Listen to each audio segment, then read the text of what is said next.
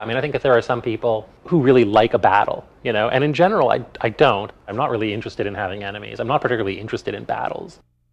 I think as we become more civilized, I think in general we become less combative.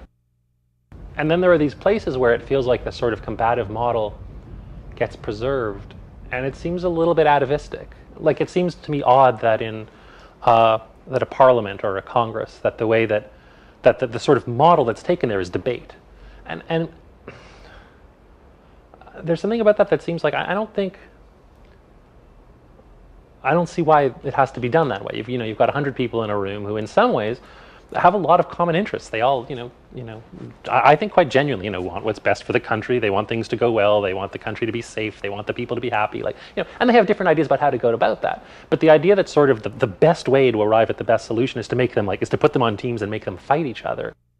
No one's denying that there's disagreement. People have divergent interests. But what you might want to say is that maybe there's a way that people can pursue and have divergent interests and find ways to balance them that's not about making an enemy out of the person who has different interests than you. So I can sit down with it's such a trivial example, but I can sit down with the guy who runs the bar down the block and say, look, you want to be open till 2 and be able to play loud music.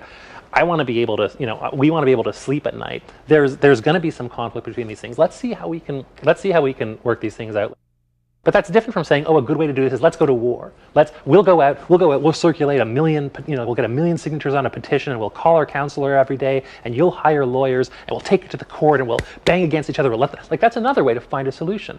Which of those ways is more likely to find a good solution? Maybe it's idealistic, but I think you're more likely to find a good solution by sitting down and approaching it together as a problem to solve, rather than imagining that if we battle it out, the best solution will emerge. And I think a lot of things are based on this idea that if you battle it out, the best solution will emerge, and I don't think it's true.